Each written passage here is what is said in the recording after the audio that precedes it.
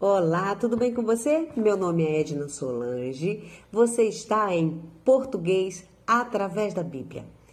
O que você verá neste vídeo? Vários vídeos curtos que eu resolvi colocar todos juntos aqui para você. Espero que você curta e que seja de muita utilidade. Um abraço, tchau! Salmo 15. Senhor, quem habitará no teu tabernáculo? Quem morará no teu santo monte? Aquele que anda em sinceridade e pratica a justiça e fala verazmente segundo o seu coração. Aquele que não difama com a sua língua, nem faz mal ao seu próximo, nem aceita nenhuma afronta contra o seu próximo. Aquele a cujos olhos o réprobo é desprezado, mas honra os que temem ao Senhor. Aquele que mesmo que jure com dano seu não muda. Aquele que não empresta o seu dinheiro com usura, nem recebe peitas contra o inocente. Quem faz isto nunca será abalado. Aleluia! Quão necessário é que observemos os verbos. Cada verbo tem o seu sentido próprio. Jesus disse ao mar, cala-te, aquieta-te. Ele disse ao mar. Mas ao vento, o texto diz que ele repreendeu o vento. Por quê? O vento é que agita o mar. Repreendeu o vento, deu uma bronca no vento.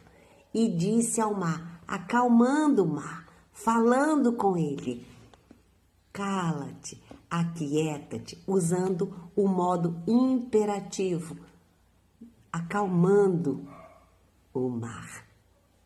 Jesus é lindo, Jesus é maravilhoso. O Criador falando com suas criaturas. Cala-te, aquieta-te, sossega. Cala-te e sai dele. Foi a ordem que Jesus deu a um demônio, aqui em Lucas 4:35. Cala-te e sai dele. É o modo imperativo expressando ordem. Mas o modo imperativo não expressa apenas ordem, pode expressar um convite. Veja quando Jesus diz, vinde a mim todos os que estáis cansados e oprimidos. Isto é um convite.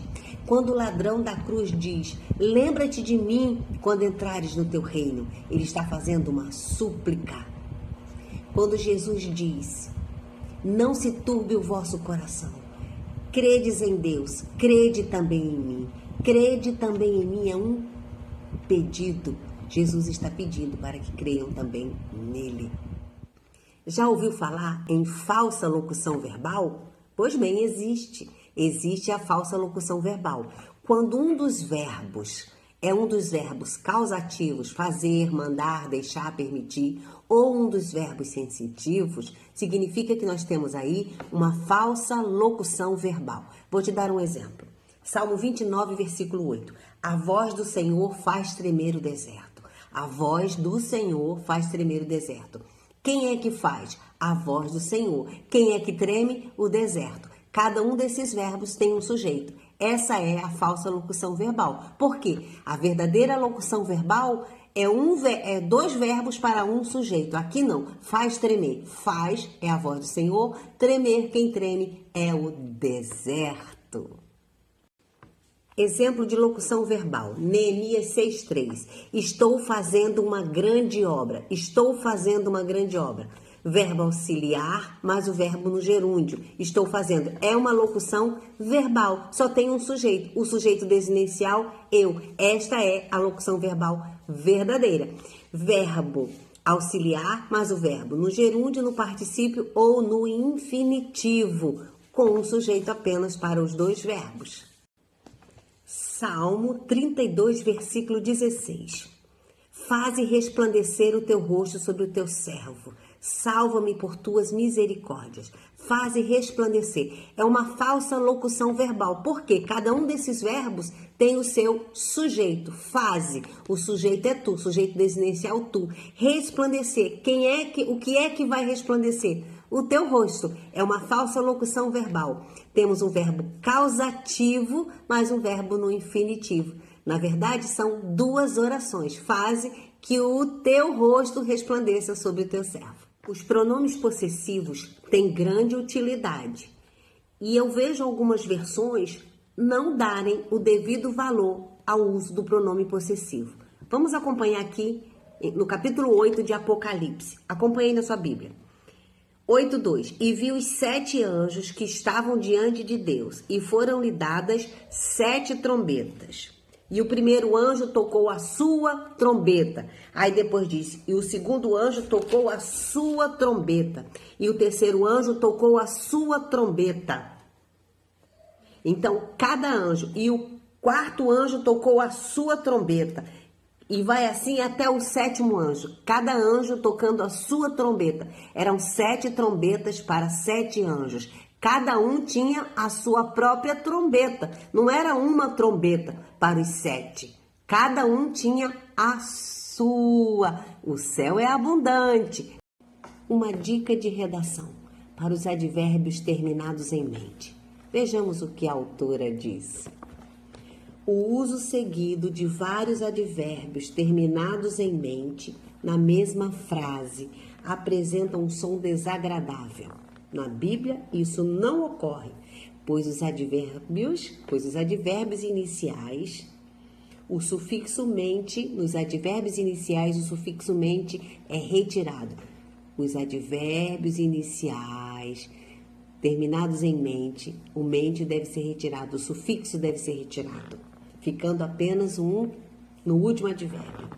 O Senhor reinará eterna e perpetuamente. O Senhor reinará eterna e perpetuamente. Êxodo 15:18. 2:12. Vivamos neste presente século sóbria, justa e piamente. Sóbria, justa e piamente. Olha como ficaria estranho se fosse sobriamente, justamente e piamente. Então, para que não ocorra este som desagradável, quando eu tenho vários advérbios seguidos e esses advérbios terminarem em mente, eu tiro o sufixo dos primeiros e deixo apenas no último. Sóbria, justa e piamente. Deus é nosso refúgio e fortaleza, socorro bem presente na angústia. Salmo 46, versículo 1. Socorro bem presente, presença intensiva no tempo de angústia. Bem é um advérbio. No contexto, bem está modificando o adjetivo presente. Bem é advérbio de intensidade. Presente é um adjetivo e significa aquele que assiste pessoalmente, aquele que está pessoalmente. Quando isso? Na angústia. O que significa isso aqui? Deus é nosso refúgio e fortaleza. Socorro bem presente na angústia. Ele vem pessoalmente. É uma presença intensa no tempo da angústia. Porque você vai ter. Você sabia que a conjunção e pode ter valor de oposição e não apenas de soma? Vejamos os exemplos. João 20:29. Disse-lhe Jesus: Por que me viste, Tomé? Creste? Bem-aventurados os que não viram e creram. Não viram, mas creram. O e com valor de oposição. Amós 8:12. Os homens correrão por toda a parte, buscando a palavra do Senhor, e não a acharão, mas não a acharão. O e com valor de oposição. Analisar os textos gramaticalmente trará esclarecimento e entendimento perfeito das Escrituras Sagradas e de todos os textos. Português através da Bíblia ajuda você a entender os textos da Bíblia com clareza e precisão. Porque quem lê a Bíblia sabe mais. Quem lê a Bíblia sabe muito mais. Os modos verbais revelam a atitude do falante. Existem 3 modos verbais: indicativo, subjuntivo e imperativo. O modo indicativo expressa certeza, convicção. Jó 19:25 diz: eu sei que o meu Redentor vive, eu sei. A forma verbal saber, sei, a forma verbal sei expressa certeza, convicção. Eu sei que o meu Redentor vive. Esse é o modo imperativo. O modo subjuntivo expressa hipótese.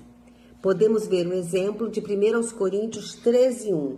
Ainda que eu falasse as línguas dos homens e dos anjos e não tivesse amor, ainda que eu falasse e não tivesse. As formas verbais falasse e tivesse estão no modo subjuntivo, pois expressam hipótese. Já o modo imperativo pode expressar ordem, súplica, convite, orientação. Jesus, quando ele diz: vinde a mim, todos os que estáis cansados e oprimidos, vinde é um convite. Em João 14, quando ele diz: crede também em mim, 14:1, crede também em mim, ele está fazendo um pedido. Quando ele diz: ide por todo o mundo, é uma ordem. Quando o ladrão da cruz diz: Senhor, lembra-te de mim, ele está fazendo uma súplica. Quando o salmista diz: não te lembres dos pecados da minha mocidade, ele está fazendo um pedido.